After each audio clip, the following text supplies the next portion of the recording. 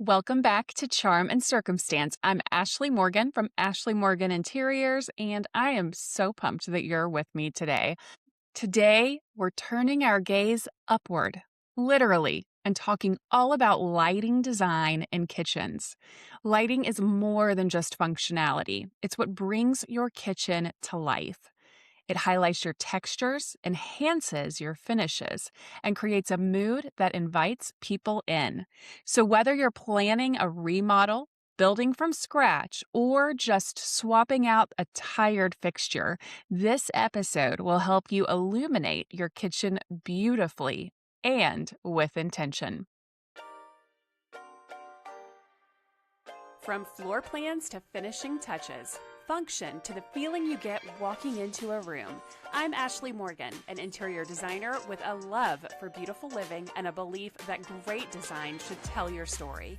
I've spent over 20 years in the industry, and now I'm pulling back the curtain on interiors, sharing insight, inspiration, and the strategy behind well-designed spaces. Expect smart design talk, refined tips, and just the right mix of polish and personality. So pour something sweet and join me for a thoughtful conversation with a generous helping of charm and circumstance. So, why does kitchen lighting matter so much? Well, let's start with a truth that I wish more people knew. Lighting is the unsung hero of kitchen design. You can have the most stunning countertops, custom cabinets, and luxe finishes, but without the right lighting, all of it can fall flat. Good lighting makes the space safer and easier to work in. It highlights key design elements. It sets the emotional tone, cozy, energizing, calm, or dramatic. Think of it as your kitchen's mood ring, and you get to control the color. When designing lighting for any space, but especially a kitchen, you want to think in layers. There are three main layers to lighting. Ambient lighting, so this is your general overhead light. It fills the room with illumination and keeps you from working in the dark. So think usually a grid of pot lights or can lights in a kitchen that light up that entire room very brightly. And one of the things that's great for these lights is if you can put them on a dimmer, then you can tone down that ambient light for when you're not working in the kitchen and you don't need it to be at full power and full brightness. Another thing that can be done is the old school version of overhead lighting in kitchens was to have those large bulbs, right? They're, I don't know, 4 or 5 inches wide. And so now they have 2 inch wide bulbs available that are recessed into the ceiling. And those are not anywhere near as noticeable as those larger bulbs that we used to have. The other thing about ambient lighting that's changed a lot in kitchen design with the technology improvements that we've had in lighting is that those bulbs are more powerful. And typically, when you have just a regular like spec builder building a home, they will line out that kitchen, those kitchen cans on a grid. And so it's usually like 3 by 3. So a set of 9 lights across your kitchen ceiling. But some of those are in the very center of the space where there's not like a countertop or you wouldn't be working right in that space. And sometimes these lights don't even line up with, one being directly over the sink or one near certain appliances or a workspace where you would be, chopping up something or actually needing that specific light.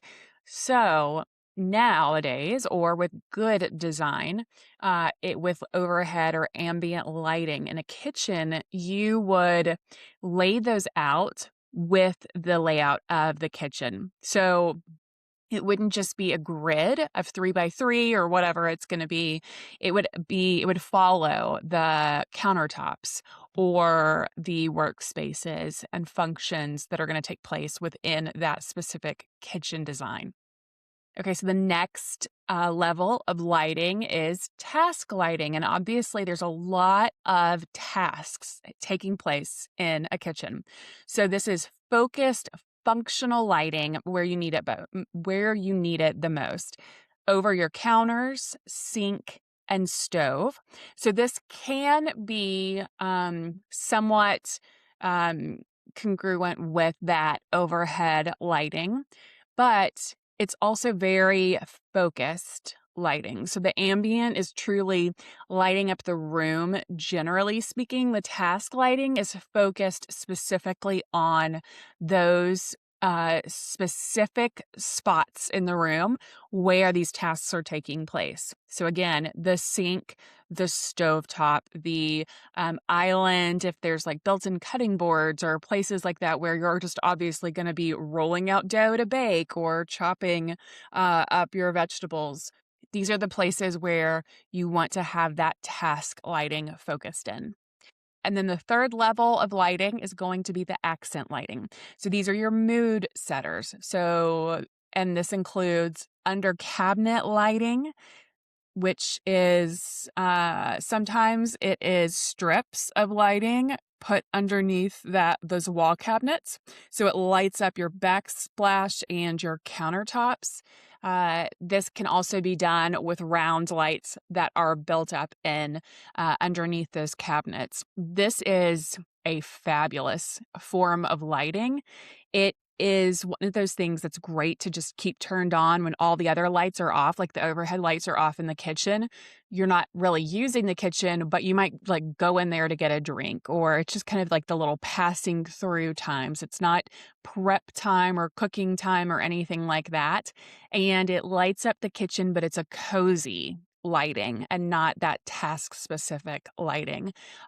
These can also be put on a dimmer as well.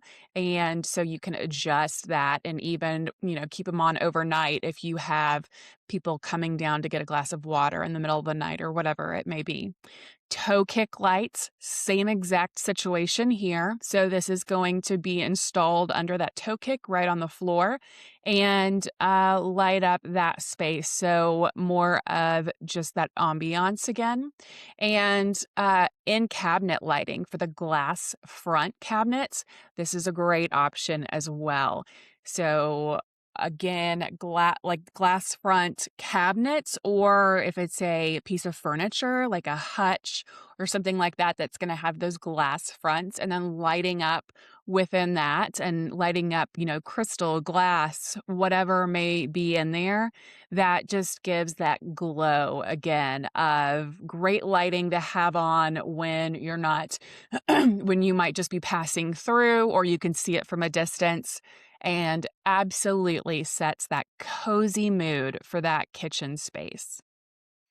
You need all three of these layers for a truly balanced space, but most people only install one or two, and that's where the magic gets lost. Another important feature of lighting design in kitchens is the actual fixtures themselves. This is definitely a place where trends can fall flat over the years. This is a specific situation that can date a kitchen instantly by having outdated styled fixtures, light fixtures. It can also throw off balance and scale. I see that a lot too, of pendants that are hung over peninsulas or islands in a kitchen, or tables for that matter, that are completely out of scale for the space that they're in. They're either way too large or way too small. Um, Even over islands where I've seen like 4 tiny pendants hanging where it really should be 2 larger pendants hanging. So just lots of details like these make the biggest difference. Also, the finishes of the those fixtures are important. You've got a lot of finishes going on in a kitchen. And actually, in next week, in episode number 35, I get much more into mixing finishes with my co host for the week, Alexis Frost Huff. So you'll have to tune into that one to get more into how to mix the finishes of drawer pulls and knobs and faucets and light fixtures and appliances. There's a lot to go that goes into all of that. But for now, with the fixtures, um, they are, of course, highly functional, and that is very important. But it's also very important in setting the style for the space. So if you're doing pendant lights over an island, it's classic. Or whether you go with sleek matte black, aged brass, or something sculptural or handmade, it says a lot about your personality and the unique style of your space. Chandeliers, of course, are statement fixtures over a dining, nook, or peninsula. They add a sense of elegance to a space. And recessed lights offer unobtrusive ambient lighting, but don't let them be your only source of light. Match your lighting metal thoughtfully with your kitchen hardware. It doesn't need to be all one finish, but it should feel intentionally curated. Not like, oh, this was the before, that was the existing hardware, and then we did this and added the light fixture, and one day we'll get around to replacing the hardware to go with it. So, something like that. We don't want to do that. It needs to work together. So, another thing that I often say that's kind of cliche, but lighting is the jewelry of the room, especially in kitchen design. It's like the wow factor. I mean, there's a lot of wow factors that can exist in a kitchen, like marble backsplash or countertops or incredible appliances. The light fixtures are typically where your eye goes first, especially hanging light fixtures like pendants or a chandelier or wall sconces. And so it's a really important part to get right.